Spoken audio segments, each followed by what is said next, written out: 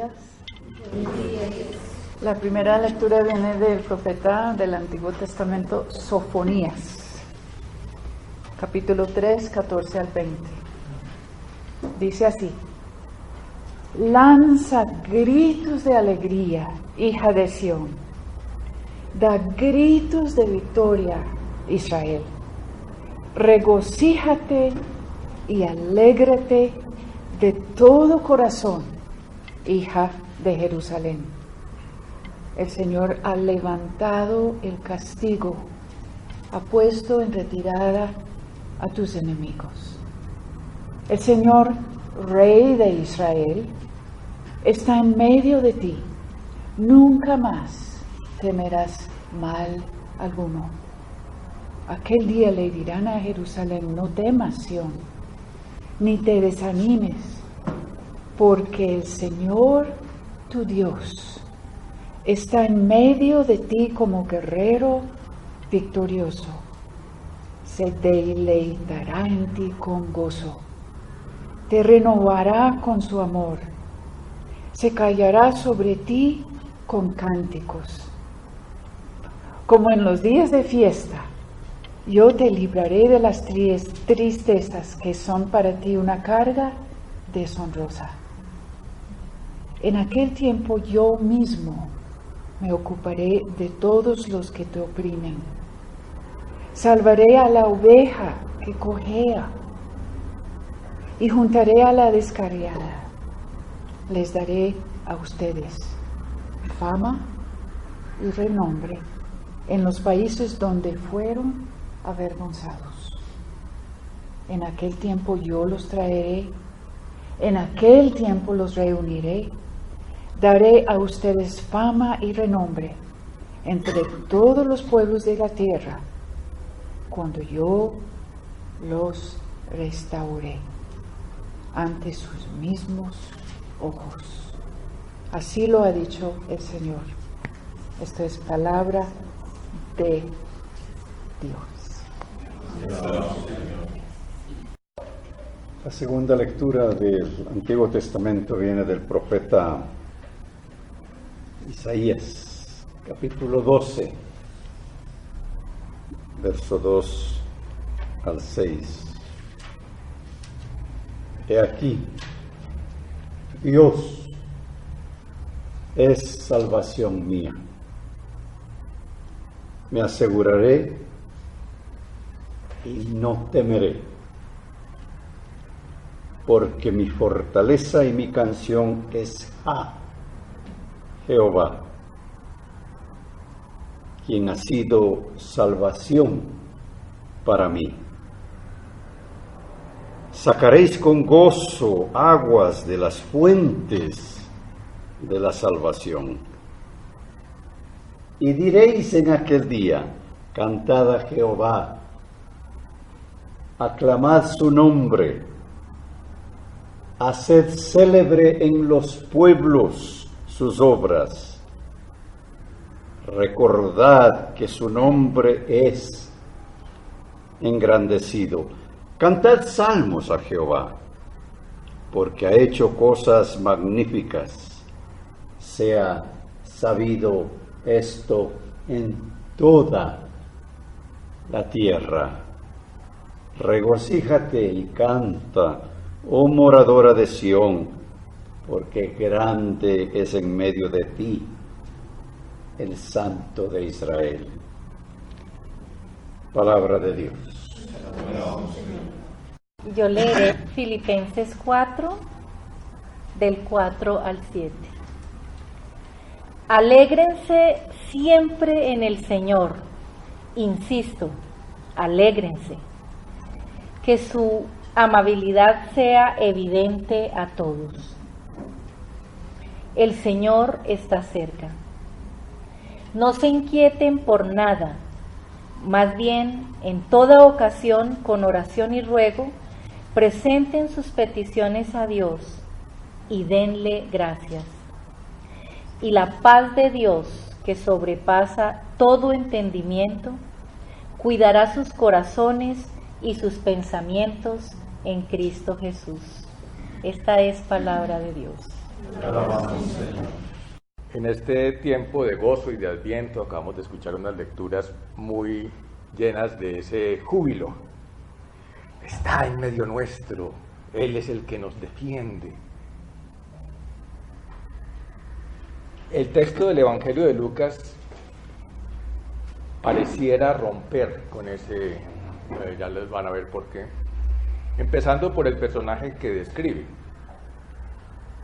Si a uno le dicen que le va a hablar a un personaje que viene con un instrumento de cabo largo que tiene dientes en la punta y que además está asociado con fuego, ¿en quién piensa? Poseidón, no del diablo. Bueno, en fin, ahí esa figura suena distinto del resto de las lecturas que hemos hecho hoy, y entonces eso es lo que me parece un poco contrastante. Vamos a hacer la lectura de Lucas, capítulo 3, del 7 al 18. Juan el Bautista decía a las muchedumbres que venían a él para que las bautizara: raza de víboras, ¿cómo van a pensar que escaparán al castigo que se acerca? Produzcan los frutos de una sincera conversión, pues no es momento de decir, nosotros somos hijos de Abraham. Yo les aseguro que Dios puede sacar hijos de Abraham también de estas piedras. El hacha está junto al árbol, y todo árbol que no dé buen fruto será cortado y arrojado al fuego.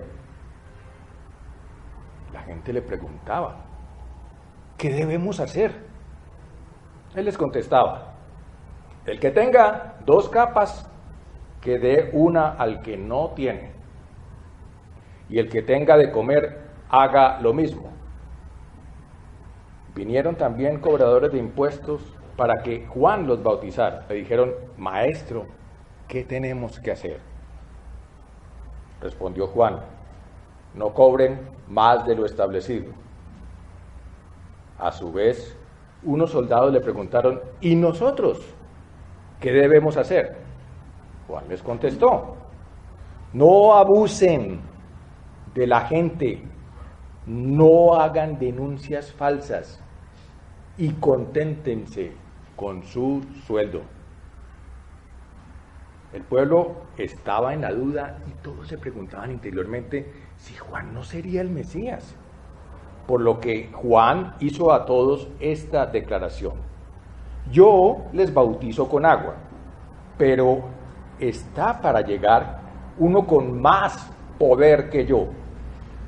Yo no soy digno de desatar las correas de su sandalia. Él los bautizará con el Espíritu Santo y el fuego. Tiene la pala en sus manos para separar el trigo de la paja. Guardará el trigo en sus graneros, mientras que la paja la quemará en el fuego, que no se apaga. Con estas instrucciones y muchas otras, Juan anunciaba la buena nueva al pueblo. Esta es palabra de Dios. Bueno, en esta traducción uso una pala, pero en realidad la palabra es un aventador o un bieldo, que es ese instrumento que les describí al principio, que es con dientes, con puntas en el extremo. En esa época hecho de madera, luego ha evolucionado a los aventadores que hoy todavía se utilizan, que son de metal. Este es un bieldo hecho de madera, como probablemente se usa en algunas partes, pero se usaba en esa época, y se parece bastante a un tridente. Como un rastrillo, eso, se parece a un rastrillo. Lo que pasa es que el rastrillo suele tener una curvatura en el extremo, mientras que este es recto. ¿Y para qué se usa? Lo que está haciendo aquí este granjero. Cuando ya estaba cosechado el trigo, las semillas, ese trigo le hacían el proceso del molino para separarle las cascarillas, pero quedaba mezclada grano y cascarilla. Entonces el otro proceso que seguía era, que todavía se hace de otra forma, era echar los granos al aire para que la cascarilla se la lleve el viento y el grano caiga, y de esa manera separar el grano de la cascarilla. Ahora se ha puesto de moda no quitarle la cascarilla y lo llaman harina de trigo integral, y se le considera de un valor especial en la nutrición, pero en realidad se consideraba más fino el trigo puro, el grano puro sin la cascarilla, y entonces ese era el proceso que se hacía de separar. No lo lograban perfectamente, el pan que ellos comían en ese entonces se parecía un poco más a nuestro pan integral de hoy que al pan blanco, pero el proceso en sí es simplemente por medio del aire. Al tirar los granos al aire, el viento arrastraba la cascarilla. Muchas veces esa cascarilla se quema, hoy en día también la queman, lo cual pues es como discutible, ¿no? Habiendo tantos aprovechamientos para eso, pero era práctica de los agricultores de esa época deshacerse de esa basura quemándola.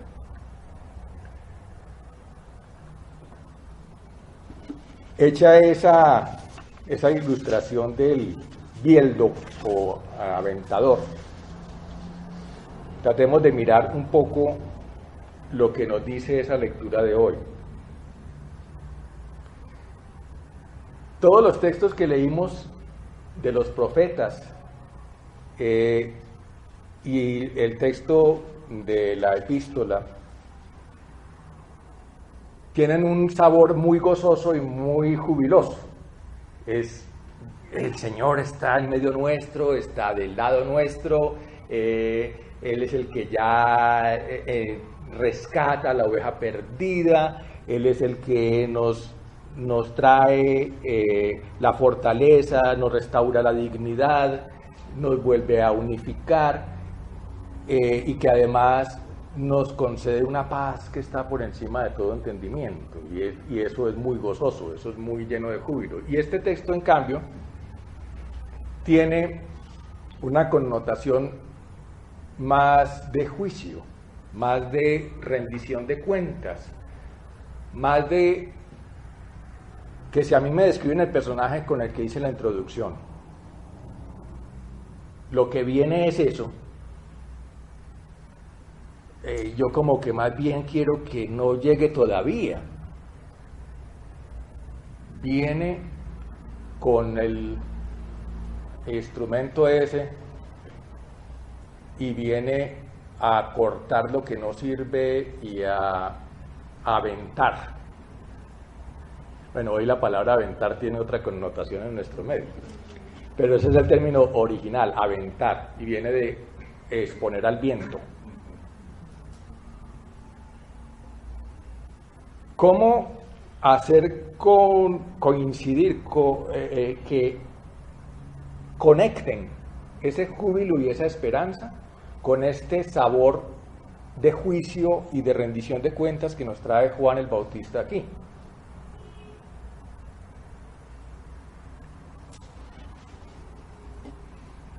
Hay además porque la definición de las suertes de los granos está claramente en dos categorías únicas. Lo que es cascarilla, lo que no sea grano concreto, va para afuera y eso va a ser quemado. Lo único que va a quedar en el granero es el grano excelso.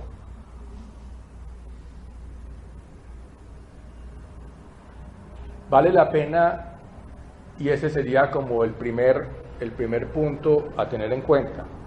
Viene, pero viene con aventador. Viene con un tamiz. Y es importante que aquí Lucas define la misión de Juan el Bautista como preparación de la venida de Jesús, y la preparación consiste en eso, en advertir sobre esto.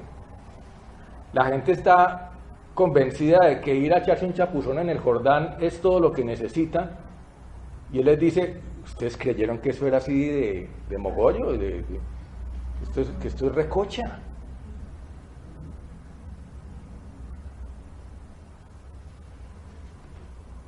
Entonces,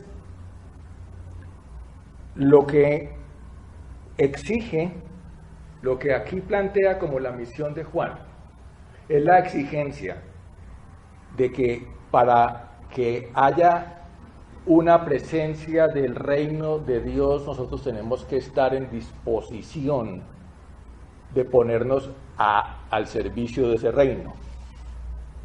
No llega, el reino llega no por imposición, sino por disposición.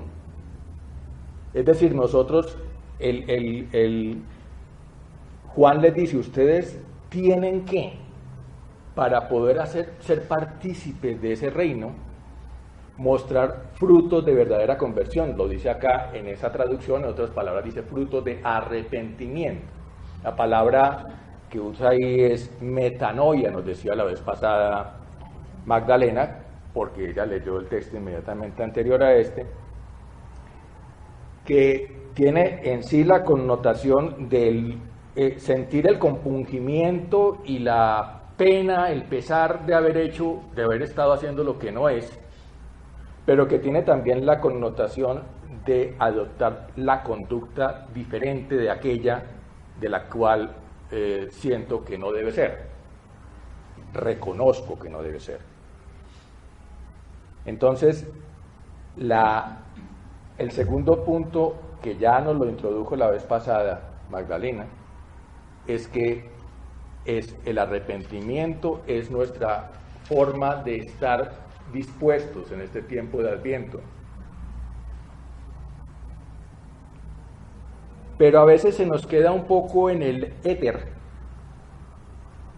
Pensar, sí, yo me arrepiento del mal que he hecho, yo me arrepiento que yo he sido desobediente, yo me arrepiento y yo decido que quiero seguir haciendo la voluntad de Dios, pero se nos queda un poquito en el éter. ¿Qué es eso que hay que hacer? Y por eso es la frase que más se repite en ese texto. Cada uno de los que se acerca a Juan el Bautista llega con la pregunta concreta: ¿qué hay que hacer? Y ese es el título de esta lectura, de esta exposición. ¿Qué hay que hacer?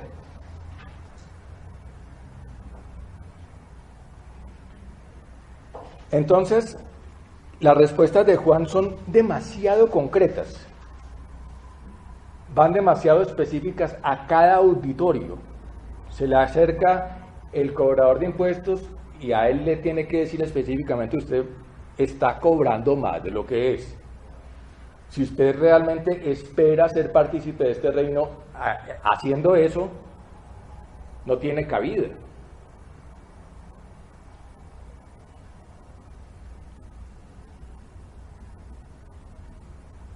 A los soldados les dice: confórmese con su sueldo. Es una redundancia prácticamente, porque eso es lo que significa la palabra soldado, el que recibe sueldo. Precisamente la palabra que le dice es: conténtense con su soldada, es el término de donde viene la palabra que hoy llamamos sueldo. Y así específicamente no pretende con ello abarcar todo lo que Juan llama los frutos de conversión o frutos de arrepentimiento. Hoy tendríamos que decir esa misma pregunta: ¿qué tenemos que hacer? Y a veces se queda uno como abrumado porque reconoce uno, la necesidad es tan grande, las necesidades son tantas, la falta como dice, la mies es mucha y los obreros pocos. Y entonces uno queda como pensando: y yo de pronto cuando sea grande y tenga poder voy a crear una institución que le solucione la vida a la gente, o yo cuando sea rico le voy a dar plata a los pobres, o yo entré a estudiar medicina soñando con que iba a atender a pacientes en forma gratuita de apóstol, y una cantidad de sueños un poco utópicos y difíciles de realizar, pero casi siempre ubicados en un futuro relativamente lejano. Pero Juan no está pidiendo cosas para el futuro lejano, está diciendo hoy, ¿qué puedo hacer hoy? Y hay muchas cosas que hoy podemos hacer. Uno no tiene que ser el creador de una fundación para colaborar en una fundación. Uno no tiene que ser rico para darle de comer al hambriento. Y me voy a permitir citar ejemplos que no pretenden ser ni para imitarlos tal cual esos, sino algunos ejemplos. Algunos acá hemos tenido la oportunidad de colaborar con algunas fundaciones, por ejemplo con los de Banco de Alimentos, ayudando a clasificar alimentos. Para eso uno necesita ser uno experto. La fundación en la que, pues conozco algunos ejemplos, pero no todos. Yo también he participado en una fundación en la que atendemos a pacientes pobres con cáncer, y allá hay muchas cosas por hacer. Entonces uno dice, yo no tengo mucho tiempo, no, yo decido donar una hora a la semana a ir a ayudar, decido donar una mañana en la semana a ir a ayudar un poco. Decido que los medicamentos que tengo en la casa, y que no sé por qué siempre pasa eso, los medicamentos son formulados, se supone que en la cantidad exacta para las personas, para que lo tomen todito, y en las casas siempre hay medicamentos. Como que no nos los tomamos todos, parece. Pero se quedan ahí hasta que se vencen y los terminamos botando equivocadamente en la caneca de la basura para ir a contaminar más los botaderos de basura, habiendo una cantidad de gente que no tiene con qué comprar sus medicamentos. Y en esa fundación recibimos los medicamentos, va la cuña. ¿Cómo darle pan al hambriento si yo no conozco una forma organizada de hacerlo? ¿Me voy a buscar un mendigo en la calle para darle un pan? Puede ser, pero tal vez no es la forma más organizada de hacerlo. Hay también organizaciones que se encargan de ello. Para darles un ejemplo sin mover un dedo, hay un sitio en internet que se llama Greater Good, greatergood.com. Cada que tú haces clic en esa página, le dan un plato de comida a un hambriento. Si tú haces eso cada día, estoy dando ejemplos elementales, triviales, de cómo hacerlo poco. El Señor dice que al que es fiel en lo poco, en lo mucho lo pondrá. Y digamos que yo dudé mucho en traer esas ilustraciones tan específicamente concretas a una predicación. Pero es que eso es lo que hizo Juan. Juan no se puso a decirle, disciernan lo bueno, dejen de hacer lo malo, y el otro se quedaría pensando, ¿será que eso de cobrar impuestos de más está bueno o está malo? No, le dijo de una vez, sus impuestos no son. Usted, así como los generales y los altos mandos de nuestros ejércitos hoy en día, no están conformes con su sueldo y están acudiendo a otras formas de enriquecimiento, a él les diría hoy, confórmense con su sueldo, que no es bajo en esos mandos.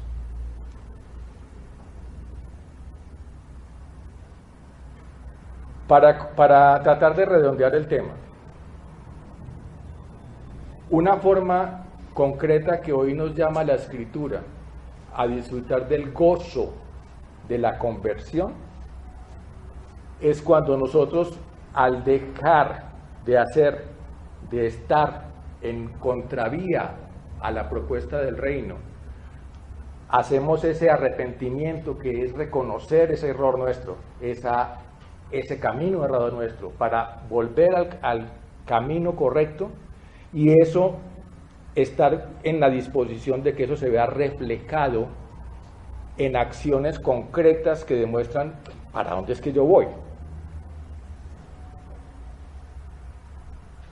No se trata de que nosotros nos ganemos el derecho de ser tenidos en cuenta en ese reino a punta de méritos, porque si entendemos, la salvación es por fe, no por obras, es nuestro credo. Pero también agrega Santiago, la fe no es solamente creer, la fe es actuar de acuerdo con esa convicción. De lo contrario, no crees de verdad. Si tú no haces lo que dices que crees, no lo crees de verdad.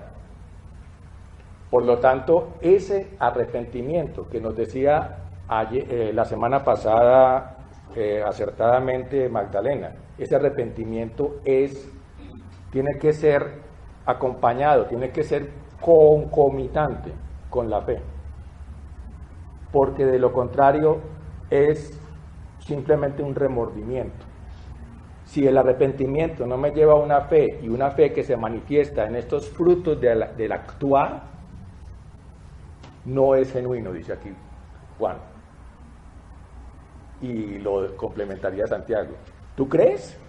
El demonio también cree. La diferencia está, ¿qué haces tú y qué hace el demonio? Por esta razón, este personaje que llega con el instrumento de labranza y que pareciera venir con una sentencia condenatoria, muy claramente nos saca de esa confusión el mismo Jesús cuando dice en Juan 3, del 17 al 18, ¿no? Dice, no ha venido el Hijo del Hombre al mundo para condenarlo, sino para salvar. Pero ustedes mismos son los que se están condenando al no creer en el Hijo del Hombre. Es decir, esa condenación no viene, el aventador, el granjero, no viene con intención de quemar, viene con intención de extractar su grano. Pero lo que es paja hay que quemarlo.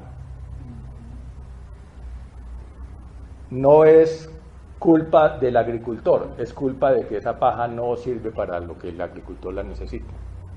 Nosotros no estamos siendo condenados por Cristo, estamos condenándonos nosotros mismos por nuestra falta de frutos de conversión.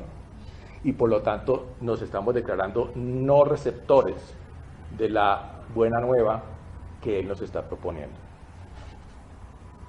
¿Qué tenemos que hacer? Frutos de conversión, acciones concretas. No tengo el discernimiento de Juan el Bautista para decirle a cada uno, deje de hacer esto concretamente, pero el Señor se lo está diciendo en este momento. Y también le está diciendo, haga, y diga algunos ejemplos muy excesivamente concretos, pero el Señor te puede estar diciendo otra cosa. Y la otra connotación de eso es que no es para mañana, no es para el año entrante, no es propósito de año nuevo, es ya. Y una primera manifestación de ello, como lo decía en Filipenses, es cómo es el afecto que nos profesamos entre nosotros mismos. No se trata aquí entonces de acciones heroicas, cómo expresarnos nosotros mismos este afecto, cómo apoyarnos entre nosotros mismos, cómo ser solidarios. Y eso también es el fruto, según lo muestra en el texto de Filipenses.